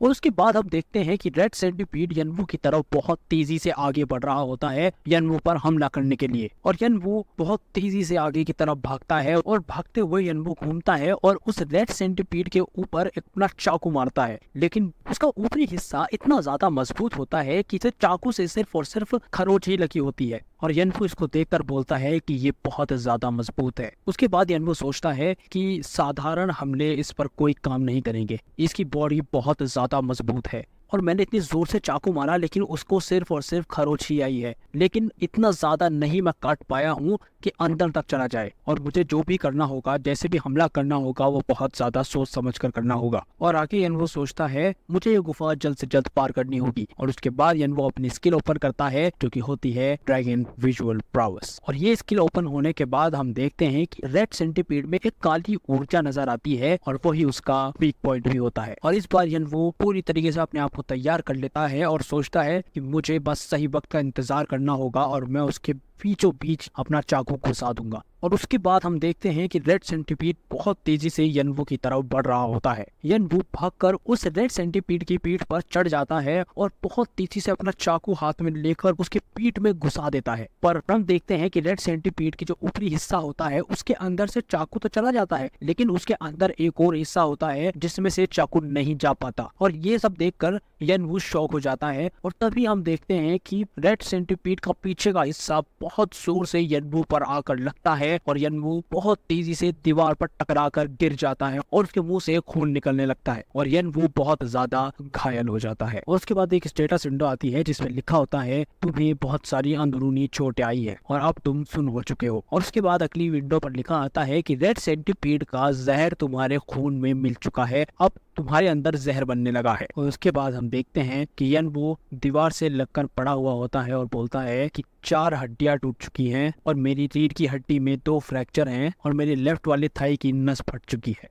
और थोड़ी ही देर बाद यनवो अपनी आंखें खोलता है और एक स्टेटस विंडो लिखी आती है जिसमें लिखा होता है कि तुम्हारा जो प्लेयर नेचर है कोल्ड ब्लडेड वो तुमको सामान्य रहने में मदद करेगा। और उसके बाद एक स्टेटस विंडो आती है जिस पर लिखा होता है तुम में अब जहर नहीं बाकी रह गया है, तुमने जहर को झेलना सीख लिया है। उसके बाद हम देखते हैं कि यनवो अपने हाथ में चाकू पकड़ता है, यनवो अब लड़ने के लिए फिर से तैयार हो गया है। और फिर उसके बाद एक स्टेटस विंडो आती है जिस पर लिखा होता है कि तुमने एक और स्किल पा ली है जिसका नाम है फिजिकल रेजिस्टेंस। और इसके बारे में लिखा आता है कि ये एक ऐसी स्किल है जिसकी वजह से तुम अपनी बॉडी का दर्द झेल सकोगे और तुम्हारा सोचने समझने की शक्तियां भी बढ़ जाएंगी। और इसी के बाद हम देखते हैं कि वो रेड सेंटीपीड यनवो की तरफ बहुत तेजी से हमला करने के लिए आ रहा होता है। यनवो जैसे तैसे अपने आप को संभालता है और खड़ा होता है और अपना चाकू पकड़कर उस रेड सेंटीपीड के मुंह में घुसा देता है और उसके बाद चाकू निकाल कर आगे बढ़ता है और सोचता है कि पहले की तरह जैसे मैंने इसके ऊपर से वार किया था तो ऐसे ही अगर मैं वार करूंगा तो उसका कोई फायदा नहीं होने वाला, तो मुझे इस बार इसकी पेट की तरफ से हमला करना होगा। और यनवू वो चाकू रेड सेंटीपीड के पेट में घुसा देता है जहाँ उसका वीक पॉइंट होता है और बहुत तेजी से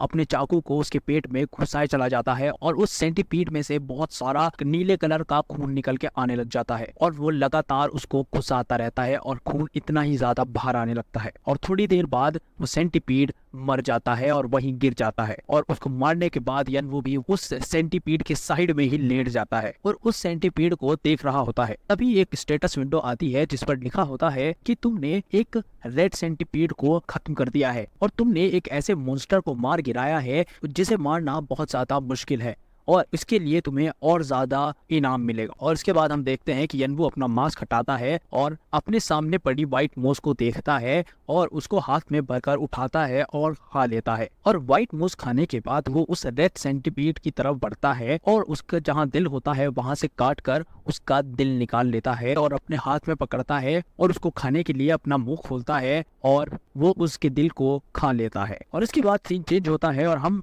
बिल्ड को देखते हैं। ये वही लड़का होता है जो यूल के साथियों से बात कर रहा होता है और ये एरेंडन ग्रुप में है। बिल्ड उन दो लड़कों से पूछ रहा होता है जिनको यनवू ने बहुत बुरी तरीके से पीट दिया था और उन दोनों से गुस्सा करते हुए बोलता है कि मैं थोड़ी देर के लिए बाहर क्या गया, तुम मेरे खाने का ध्यान भी नहीं रख पाए। मुझे तो लगा था मैंने बहुत अच्छे लोगों को भर्ती करा है और तुम्हारा ये हाल किया किसने? हाँ, और ऐसा कोई बंदा जिसे पता है कि तुम एरेंडन के लिए काम करते हो, उसकी हिम्मत कैसे है तुम्हें मारने की? और इसका एक ही मतलब बैठता है कि वो हमें बहुत कम आंक रहा है, मुझे उसको उसकी औकात याद दिलानी होगी। बिल्ड के पीछे एक लड़का खड़ा होता है जो उससे बताता है कि एक मास्क वाला बंदा था जिसने सबकी ये हाल किया और बिल्ड उसकी बात पर रिएक्ट करते हुए बोलता है कि अच्छा, एक मास्क वाला बंदा। और वो पीछे वाला लड़का बोलता है कि हाँ, तुमने सही सुना। और तभी बिल्ड जाने लगता है और जाते हुए सोचता है कि अब मुझे उस मास्क वाले बंदे को तो ढूंढना ही होगा और वो यनवू को ढूंढने के लिए निकल पड़ता है। चैप्टर 9 हम देखते हैं कि एक स्टेटस विंडो आती है जिस पर लिखा होता है कि तुम रेड सेंटीपीड को मार चुके हो, तुमने कुछ ऐसा मार गिराया है जिसे मारना बहुत ज्यादा मुश्किल है और तुम्हें इसके लिए अलग से इनाम दिया जाएगा। और उसके बाद एक स्टेटस विंडो आती है जिस पर लिखा होता है कि तुमने रेड सेंटीपीड का दिल खा लिया है और हम देखते हैं यनवू के हाथ में जो रेड सेंटीपीड का दिल था वो यनवू खा रहा होता है और उसको पूरी तरीके से खा लेता है और उसके पेट के हिस्से की तरफ से हम देखते हैं कि कुछ लाल और नीले कलर की ऊर्जा निकलती है। और एक और स्टेटस विंडो आती है जिस पर लिखा हुआ होता है कि तुमने व्हाइट मॉस और एक रेड सेंटीपीड का दिल को साथ में मिलाकर खाया है और उसके तुम्हें कुछ जादुई फायदे मिलेंगे। और हम देखते हैं कि जैसे ही यनवू ने व्हाइट मॉस और उस रेड सेंटीपीड का दिल मिलाकर खाया है तभी यनवू के अंदर कुछ अनोखी पावर्स आ चुकी हैं। यनवू की जो टूटी हुई हड्डियां थी वो जुड़ जाती हैं और पहले से बहुत ज्यादा मजबूत भी हो जाती हैं और साथ ही साथ यनवू की जो मांसपेशियां फट गई थी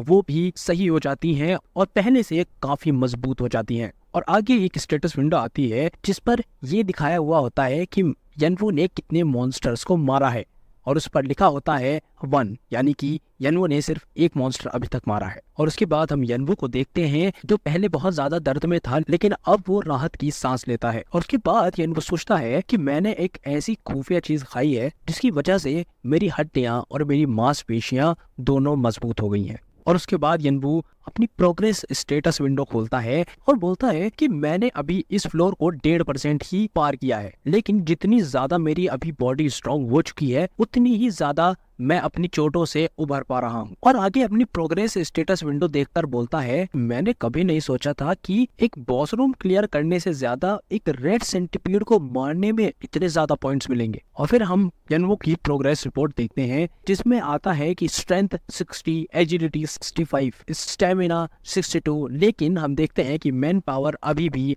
21 पर है और इसी के साथ कुछ नए स्किल्स भी ऐड हो चुके हैं। और फिर यनवू बोलता है कि मुझे नहीं समझ आ रहा ये मैन पावर बढ़ाने का क्या तरीका हो सकता है। मेरी सारी स्किल्स, मेरी सारी स्टेमिना, एजिलिटी सब बढ़ रहा है लेकिन मैन पावर ही नहीं बढ़ रहा है। मुझे समझ नहीं आ रहा मैं इसको बढ़ाने के लिए क्या कर सकता हूँ। और उसके बाद यनवू बोलता है कि अगर देखा जाए अभी के लिए मेरे स्किल्स बहुत अच्छे हैं, लेकिन जैसे जैसे मैं आगे बढ़ूंगा तो फ्यूचर में मुझे माना की बहुत ज्यादा जरूरत पड़ने वाली है, और जितना मैं बहुत सारी चीजों को मास्टर करूंगा आगे चल के मेरे लिए उतना ही ज्यादा डिफिकल्ट हो जाएगा ये सब कुछ मैनेज करना माना के बिना। और सबसे जरूरी बात तो ये है कि अभी तक भी पूरी तरीके से पावर्स मेरे अंदर आई नहीं है। और आगे बोलता है कि सबसे बड़ी बात तो ये है कि ड्रैगन की पावर मैं पूरी तरीके से यूज ही नहीं कर पा रहा हूँ, जो उसकी एक स्पेशल क्वालिटी है उसको मैं यूज ही नहीं कर पा रहा हूँ। और अगर मुझे प्राचीन ड्रैगन कलाटूस की पूरी तरीके से पावर को इस्तेमाल करना है तो उसके लिए मुझे माना की बहुत ज्यादा जरूरत पड़ेगी। और फिर आगे बोलता है कि चलो खैर अभी फिलहाल आगे बढ़ने पर फोकस करते हैं, और वैसे भी इन सब चीजों में कमी निकालने से तो सॉल्यूशन भाग के मेरे पास नहीं आ जाएगा, मुझे सॉल्यूशन को ढूंढना पड़ेगा तभी बात आगे बढ़ेगी। और तभी यनवू दूसरी स्टेटस विंडो खोलता है जिस पर लिखा होता है फिजिकल रेजिस्टिंग रेटिंग ई, और ये एक स्किल है जो यनवू के स्किल में जुड़ गई है। और इसके बारे में लिखा आता है कि एक ऐसी स्किल है जो तुम्हारे पेन को हल्का कर देगी और तुम्हें सोचने समझने की शक्तियां देगी, और जो तुम्हें चोटें आएंगी उनको बहुत हद तक कम कर देगी, और सहन शक्ति तुम्हारी बढ़ जाएगी, और तुम सोचने समझने की शक्ति भी तुम्हारी बढ़ जाएगी, और ये तुम्हारा दर्द भी कम कर सकती है। और आगे यनवू इसको देखकर सोचता है कि मेरा जो कोल्ड ब्लडेड नेचर है वो मुझे वैसे भी काम रहने में मदद करता है, लेकिन रेड सेंटीपीड से लड़ते हुए मुझे जो चोटें आई थी उनका दर्द इतना ज्यादा था कि मेरे से काम रहा नहीं जा रहा था। ये जो स्किल आई है फिजिकल रेजिस्टेंस, इसकी वजह से मैं कॉन्शियस रह पाया, मैं अपने आप को होश में रख पाया, और अगर मैं इस स्किल को अच्छे से इस्तेमाल करूंगा तो मैं फ्यूचर में ऐसी सिचुएशंस में फिर कभी नहीं आ पाऊंगा। और उसके बाद वो दूसरी नई स्किल ओपन करता है जो कि होती है विल टू फाइट, और इसकी रेटिंग होती है D+। और आगे इसके बारे में लिखा आता है कि तुम लड़ते समय बहुत अच्छी तरीके से सोच समझ पाओगे और बहुत अच्छी तरीके से लड़ पाओगे, और हार्ड से हार्ड डिसीजन बहुत जल्दी ले पाओगे, और तुम बहुत अच्छे से और बहुत जल्दी हर चीज के बारे में सोच पाओगे, तुम्हारा थॉट प्रोसेस बहुत फास्ट हो जाएगा। और वो इसको पढ़कर बोलता है कि ये बहुत ज्यादा इंपॉर्टेंट है, ये बहुत ज्यादा फायदेमंद साबित होगा। अगर मैं काफी जल्दी डिसीजंस ले पाऊंगा बहुत ज्यादा टेंस सिचुएशंस में तो ये एक बहुत अच्छी और बहुत इंपॉर्टेंट चीज बन जाती है जिंदगी बचाने के लिए। लेकिन अगर मेरे डिसीजंस गलत हुए तो मैं अपनी जान भी गंवा सकता हूँ। और देखा जाए तो जो मेरी फाइट चल रही थी रेड सेंटीपीड के साथ में, मैं उससे शायद इसी स्किल की वजह से जीत पाया हूँ। और उसके बाद वो आगे बोलता है कि जो दोनों स्किल्स के साथ मुझे रेटिंग मिली है वो इतनी भी ज्यादा खराब नहीं है, क्योंकि अगर देखा जाए तो D+ रेटिंग इस फ्लोर पर लेना काफी आसान नहीं है।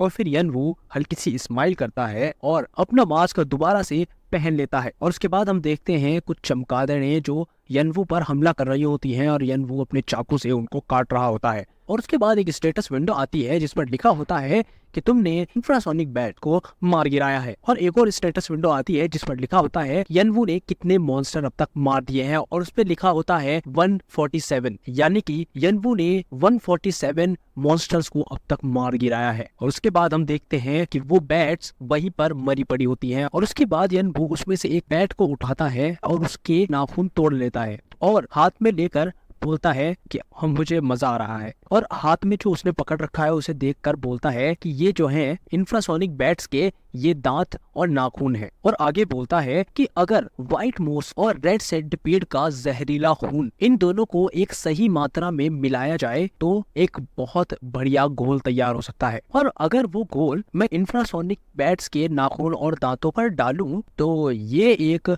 मॉन्स्टर पाउडर बन जाएगा, और अगर इसमें आग लगा दी जाए तो ये बहुत जबरदस्त धमाका कर सकता है। और उसके बाद वो उस मॉन्स्टर पाउडर को छोटी छोटी थैलियों में भर लेता है और अपने साथ रख लेता है और बोलता है चलो तो अब आगे बढ़ते हैं। वो आगे बढ़कर सामने की ओर देखता है और हमें दिखाया जाता है कि वहां बहुत बड़ी बड़ी नीले रंग की चींटियां घूम रही होती हैं और वहां पर उनके बहुत सारे अंडे भी लगे हुए होते हैं। और उन चींटियों के बारे में लिखा होता है कि ये ब्लू आर्मी एंड्स हैं। ये साइज में 30 सेंटीमीटर से लेके 1 मीटर जितनी बड़ी हो सकती हैं, और इसमें एक चींटियों की महारानी भी है। और ये 100 से भी ज्यादा चींटियां एक साथ मिलकर अपना एक खुद का रहने के लिए एक ठिकाना तैयार करती हैं। और वो एक जगह खड़ा होकर सोच रहा होता है कि इन चींटियों में सबसे बड़ी बात यह है कि ये चींटियां अपने घर को बचाने के लिए अपनी जान की परवाह भी नहीं करती हैं। और फिर आगे बोलता है कि क्या मुझे इन 100 से ज्यादा चींटियों पर हमला कर देना चाहिए, और मुझे ये भी पता है कि ये एक साथ मेरे ऊपर हमला करेंगी,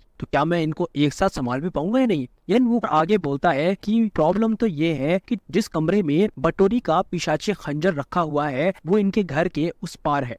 और फिर यन वो उस खंजर के बारे में बताते हुए बोलता है कि ये खंजर एक पिशाचों की सम्राट का था जो कि बहुत समय पहले मर चुकी है, और जहां तक मुझे पता है कि वो इतनी ज्यादा खतरनाक थी कि वो किसी भी जिंदा चीज में से जान निकाल लेती थी, और जिससे वो और भी ज्यादा शक्तिशाली हो जाती थी। और अगर किसी इंसान में कोई स्किल होता था तो वो भी उसकी जान निकालने के वक्त ही उसे पा लेती थी, और उन स्किल का इस्तेमाल वो दुनिया में तबाही मचाने के लिए किया करती थी। ऐसा बताया जाता है कि आज भी कुछ प्लेयर्स हैं, आज भी कुछ ऐसे कबीले हैं जो उसका नाम सुनकर, जो उसकी मचाई गई तबाही को सोचकर ही डर कर कांप जाते हैं। और आगे यन वो खंजर के बारे में बताते हुए बोलता है कि जिस आइटम पर सबसे कम नंबर होगा वो सबसे ज्यादा बेहतरीन आइटम होगा, और क्योंकि यह खंजर बहुत ही ज्यादा कमाल की चीज है तो इसकी नंबरिंग भी बहुत ज्यादा लो है। उस खंजर को दिखाया जाता है और उसका नाम लिखा आता है बटोरी का पिशाची खंजर, और उसका नंबर होता है 352। और यन वो आगे बोलता है कि ये एक 3 डिजिट का नंबर है और इसी वजह से ये 300s में आता है, और ये एक टॉप टियर आइटम है। और उससे भी बड़ी बात ये है कि ये बहुत ज्यादा अनोखा है, और ये इस पूरे टावर में सिर्फ एक है, और मैं इसको किसी कीमत पर छोड़ नहीं सकता। और फिर आगे हम देखते हैं कि यन वो पूरी तरीके से तैयार हो जाता है हमला करने के लिए, और बोलता है कि अगर मैं इन चींटियों पर सामने से हमला नहीं कर सकता तो मुझे एक छोटी सी ट्रिक इस्तेमाल करनी पड़ेगी। और हाथ में थैली पकड़कर यन वो उन चींटियों की तरफ भागता है, और उन चींटियों को भी किसी के भाग कर आने की आवाज आती है, और तभी यन वो मॉन्स्टर पाउडर की थैलियां उन चींटियों की तरफ फेंक देता है, और वहां पर उन मॉन्स्टर पाउडर की धूल उड़ने लगती है। और तभी यन वो अपने हाथ में लाइटर ऑन करता है और उस लाइटर को उस मॉन्स्टर पाउडर पर फेंक देता है, और उसके बाद हम देखते हैं कि वो मॉन्स्टर पाउडर आग के संपर्क में आने से इतना बड़ा धमाका होता है कि वो सारी चींटियां धमाके से उड़कर इधर उधर जाकर गिर जाती हैं और पूरी तरीके से आग में जलने लगती हैं। और उसके बाद एक स्टेटस विंडो आती है जिस पर लिखा होता है कि तुमने चींटियों की गुफा को धमाके से उड़ा दिया है, और धमाके की वजह से 217 नीली चींटियां मर चुकी हैं और 90 नीली चींटियां जल गई हैं, और इसके लिए तुम्हें और ज्यादा कर्मा मिलेगा। और उसके बाद हम यनवो को देखते हैं, वो अपना तेजी से चाकू निकालता है, और उसके बाद हम देखते हैं कि एक चींटी ने यनवो पर हमला कर दिया है, और यनवो उसको अपने चाकू से बीच से काट देता है, और 2-4 चींटियों को यनवो अपने चाकू से बीच से काट देता है। और उनको मारने के बाद यनवो बोलता है कि जो चींटियां मर गई हैं उनमें उन चींटियों के बच्चे भी शामिल थे, और वो बच्चे भी शामिल थे जो अभी अंडे से बाहर निकलने वाले थे। और यनवो उसके बाद अपनी हड्डी चटकाते हुए बोलता है कि अभी तो बहुत सारी चींटियां बाकी हैं, और सामने उन चींटियों की तरफ देखता है और बोलता है कि बस एक बार मेरे हाथ बटोरी का पिशाची खंजर लग जाए, उसके बाद तो मैं इन सब को बहुत आसानी से खत्म कर दूंगा। और तभी यनवो को एक खतरा महसूस होता है और वो पीछे मुड़कर देखता है, और जमीन हिलने लगती है, जिसका मतलब होता है कि एक कोई बहुत बड़ा मॉन्स्टर आ रहा है। और हम एक चींटी को देखते हैं जिसका एक मुंह दिखाया जाता है, और फिर दिखाए जाते हैं उसके आग में जलते हुए पंख, और फिर हमें उस चींटी के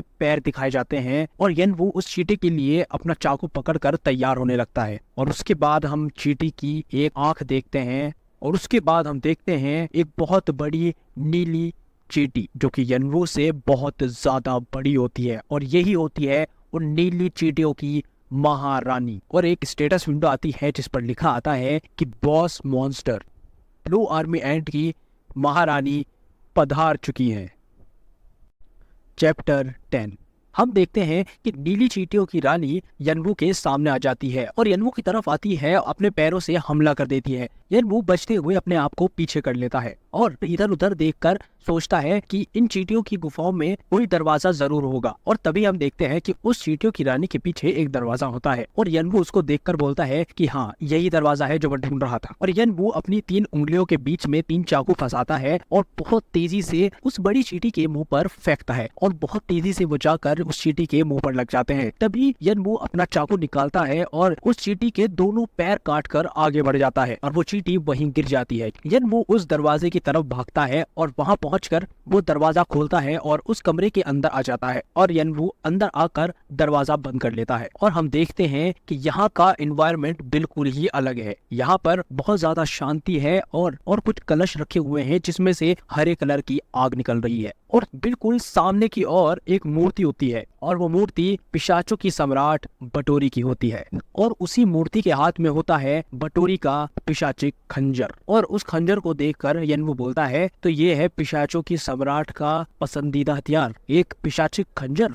उसके बाद एक स्टेटस विंडो आती है जिस पर बटोरी के पिशाचिक खंजर के बारे में लिखा होता है जिसका नंबर होता है 352। उसका टाइप होता है एक हाथ से चलाने वाला हथियार और उसका ग्रेड होता है यूनिक और उसके बारे में लिखा आता है कि ये एक पिशाचों की सम्राट का पसंदीदा हथियार है और ये किसी भी जिंदा चीज में से जान निकाल लेता है। और उसके बाद हम यनवू को देखते हैं जो स्माइल करते हुए बोलता है कि आखिरकार मैंने तुम्हें ढूंढ ही लिया और सोचता है कि बटोरी का पिशाचिक खंजर एक ऐसी चीज है जो मेरे में और जो इस राउंड में सबसे आगे चल रहा है उसमें दूरी कम कर देगा क्योंकि मैं इसको लेकर बहुत ज्यादा ताकतवर हो जाऊंगा। और उसके बाद यनवू उस बटोरी की मूर्ति की ओर बढ़ता है और उस मूर्ति के पास यनवू जाते हुए बोलता है और ये खंजर बहुत सारी चीजों के लायक है, इसमें बहुत सारे ऑप्शन हैं लोगों को मारने के लिए और इसका एक लास्ट ऐसा ऑप्शन है जो कि अभी भी सील्ड है। और उसके बाद यनवू उस मूर्ति के बिल्कुल पास आ जाता है और अपनी आंखें बंद करता है, सांस भरता है और उस खंजर को वहां से उठा लेता है। और जैसे ही यनवू उस खंजर को उठाकर अपने हाथ में लेता है तभी एक काले कलर की ऊर्जा उसके पूरे हाथ पर आ जाती है और उसको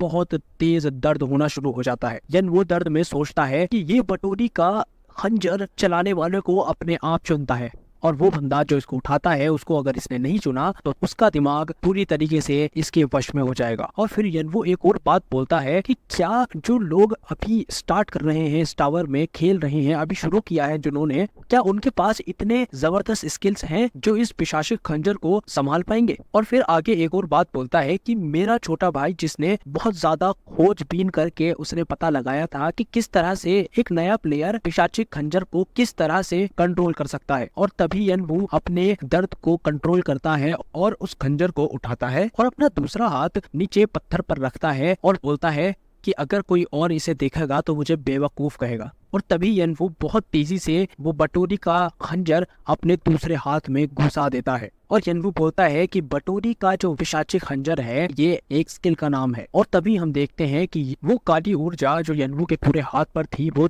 यनवू के दूसरे हाथ पर जिस पर वो चाकू मारता है उस हाथ में ट्रांसफर होनी शुरू हो जाती है। और आगे यनवू बोलता है कि पिशाचों की सम्राट इतनी ज्यादा लालची थी कि वो ये नहीं चाहती थी कि उसका पसंदीदा हथियार कोई इस्तेमाल करे उसके मरने के बाद भी, तो उसने खंजर का असली रूप और खंजर की शक्तियों को हमेशा हमेशा के लिए सील कर दिया और इस दुनिया में हमेशा के लिए छोड़ दिया। और तभी हम देखते हैं कि एक स्टेटस विंडो आती है जिस पर लिखा होता है कि जो सील पिशाचिक खंजर पे लगी हुई थी वो अब हट चुकी है।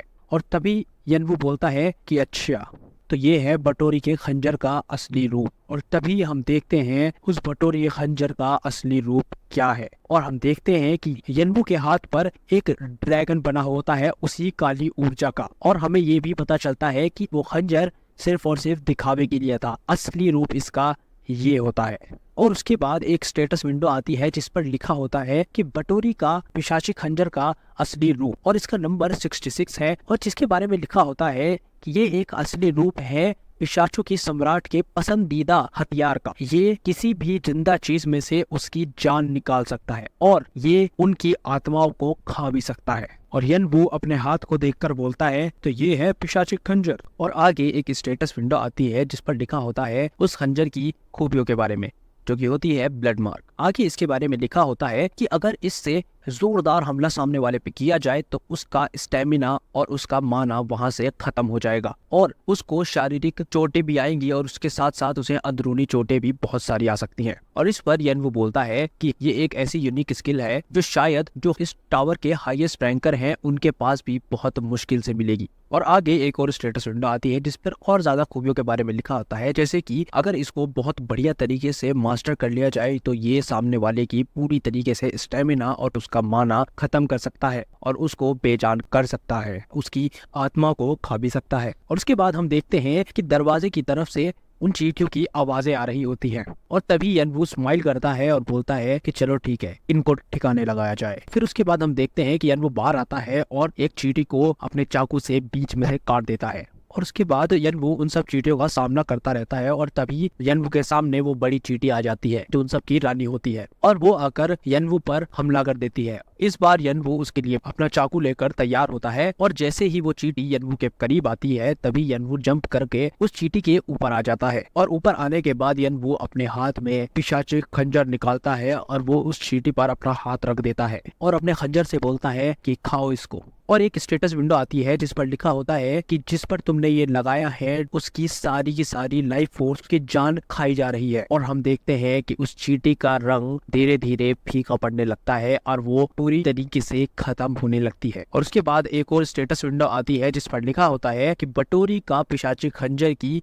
लेवल 1.1% से बढ़ चुकी है।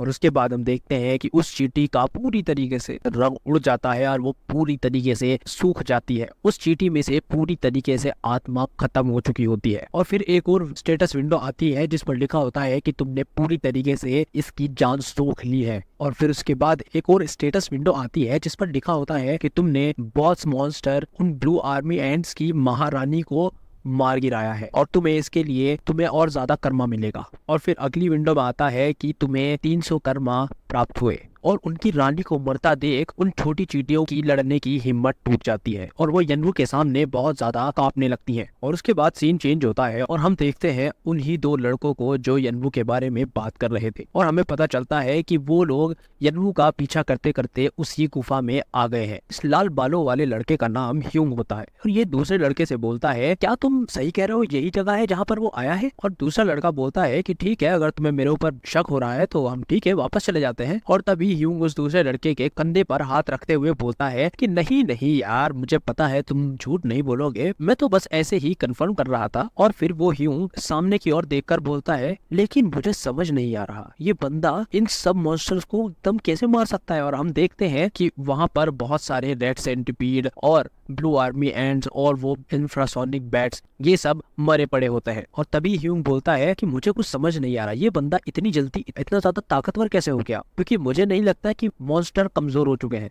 दूसरा लड़का बोलता है कि मुझे ये कुछ अब ठीक नहीं लग रहा है, क्योंकि उसने जितने भी मॉन्स्टर मारे वो एक से बढ़कर एक थे और वो बहुत ज्यादा ताकतवर थे। और उसके बाद वो थोड़ा सा आगे बढ़ते हैं और वो जो सामने देखते हैं उसे देखकर थोड़ा बहुत घबरा जाते हैं। और वो दूसरा लड़का ह्यूंग से बोलता है कि ह्यूंग देख रहे हो? और तभी ह्यूंग बोलता है कि हाँ, हम इस बंदे को हल्के में नहीं ले सकते।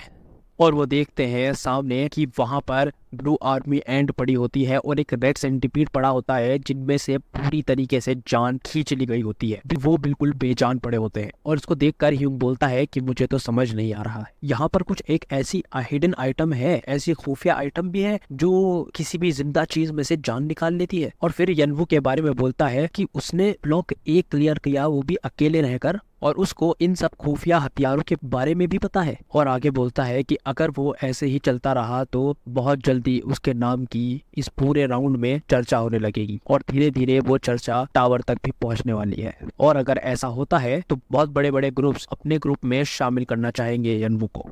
अभी उनको आवाज आती है और वो घूमते हैं और देखते हैं कि एक तरफ से बहुत तेजी से ब्लू आर्मी एंट्स और रेड सेंटिपीड किसी से बचकर भाग रहे होते हैं। और ह्यूंग और वो दूसरा लड़का ये नजारा देखकर बिल्कुल दंग रह जाते हैं।